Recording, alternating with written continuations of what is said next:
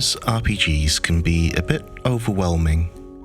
I don't mean in the sense that they're overly complex. I enjoy complexity. I mean that they can occupy a lot of headspace.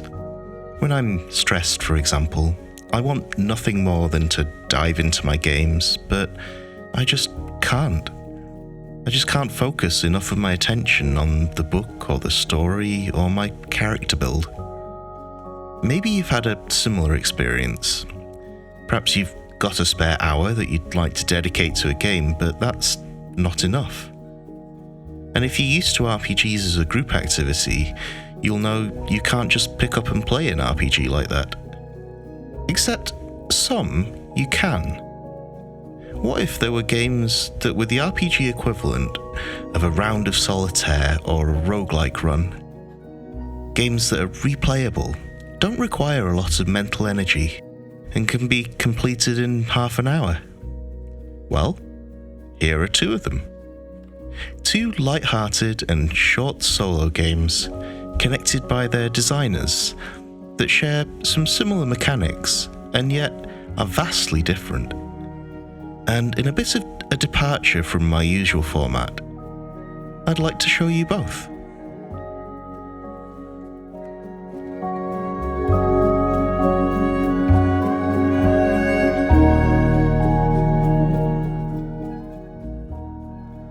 What if you had a deck of cards and half an hour of free time?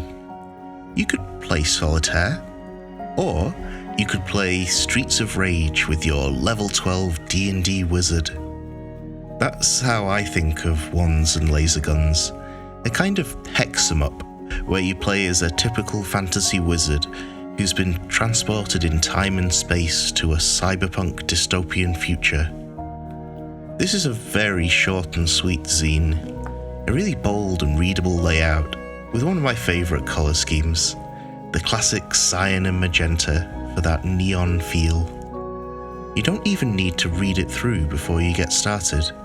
Just follow the instructions on the first few pages and you're already playing within a few minutes. Here's how it works. First, roll a d10 for some hit points for your wizard. They have two stats, wands and laserguns. I suspect this is inspired by John Harper's Lasers and Feelings. It's a similar idea. Anything you attempt that involves shooting or physical prowess, you add your lasergun score to a d10 roll. And anything that involves magic or brain power uses your wands score.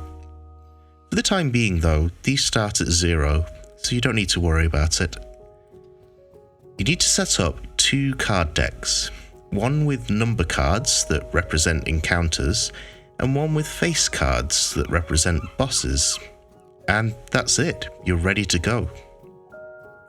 For each encounter, you draw a number and a face card.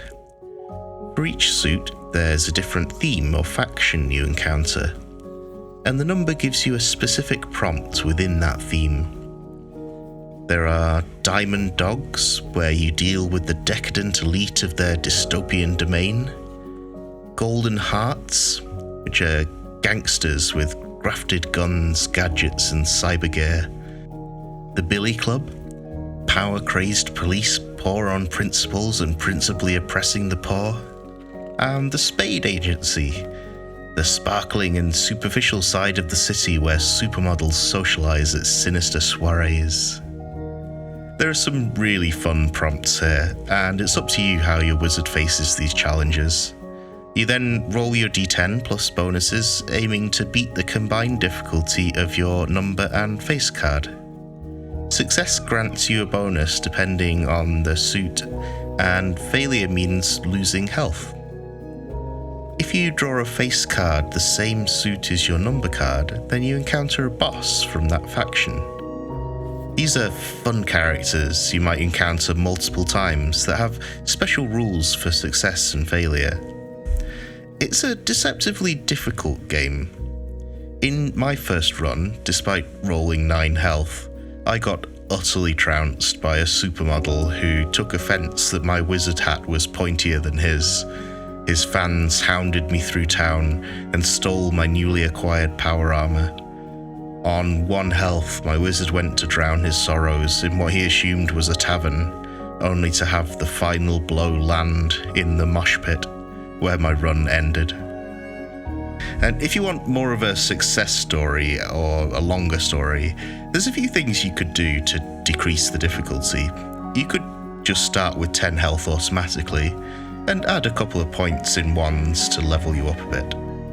Or perhaps you could treat it like a roguelite.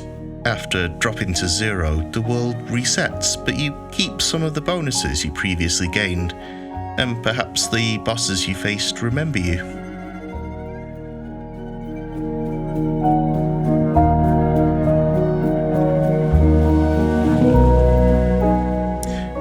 What if you had a deck of cards and half an hour of free time? You could play solitaire, or you could run a dungeon crawl accompanied by a weird magical frog. The premise of this frog is ruining my dungeon crawl is quite simple. You're in a dungeon with no equipment other than a talking frog that promises you wonders if you free him from this place. So that's what you need to do. The layout in the book is so clean and crisp and easy to read. Despite being a shorter zine, there's actually a lot more mechanical meat on this bone than Wands and Laserguns, and you'll need to read it through before you start playing. The setup might seem familiar too.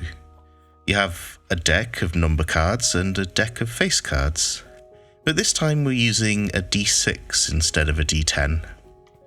You start with 6 hit points and a target score of 1. This is your defense stat that enemies roll against, and enemies and items have their own target score that you roll against. You also start with a frog.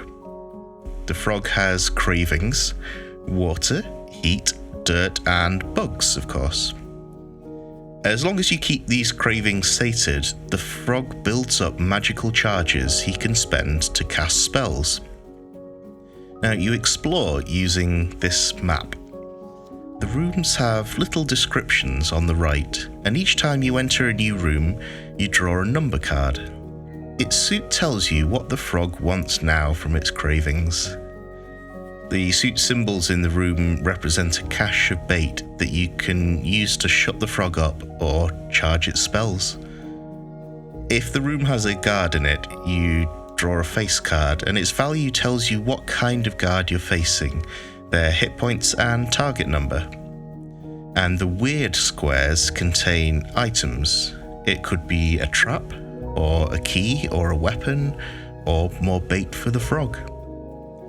You're very unlikely to escape the dungeon on your first attempt, so the book helpfully suggests some punishments that the frog might mete out for your failure. It also gives some GM tools in the form of oracles, because unlike Wands and Laserguns, the story is more up to your own creativity. So you could play with a GM and one player, or use the oracles to add just a little more life to your dungeon. My first run ended after the frog cast a fog spell, filling the room with a dense mist as I ran around blindly trying to steal a weapon off a guard by rolling for what I ran into first, the guard, the door, or 2 traps. I got the weapon in the end, but beaten and bruised, I didn't survive the next room.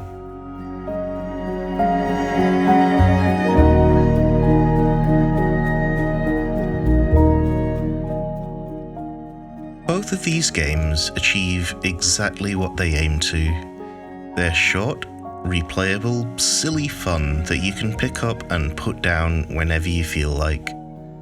And I think each might appeal to different playstyles as well. If you enjoy cinematic narrative games, Wands and Laserguns can give you that experience without demanding too much creative energy from you.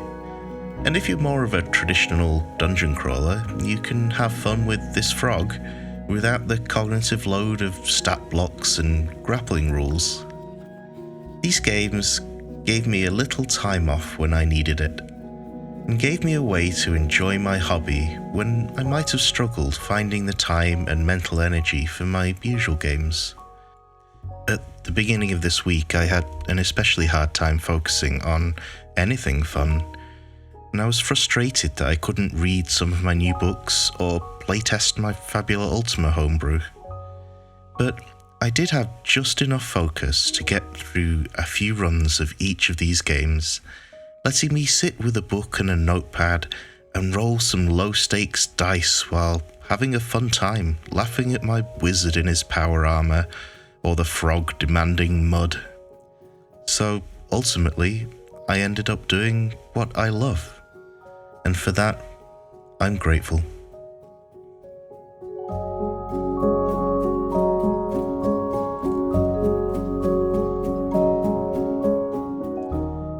Thank you ever so much for watching, and thank you to this month's Ko-fi supporters.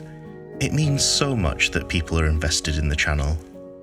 Oh, and a special credit to Silvestro, who suggested this idea of compilations over on Ko-fi as a way to cover more niche books. Because for every Daggerheart with a marketing department, there are hundreds of games with just enough budget to send out a few review copies and hope they get some attention. Small zines like these are just as important to our hobby as big hefty hardbacks, so I want to try covering more of them when I can, balancing them with reviews of slightly more popular games. So please do subscribe for a new gem every couple of weeks. And until that next time, happy adventures.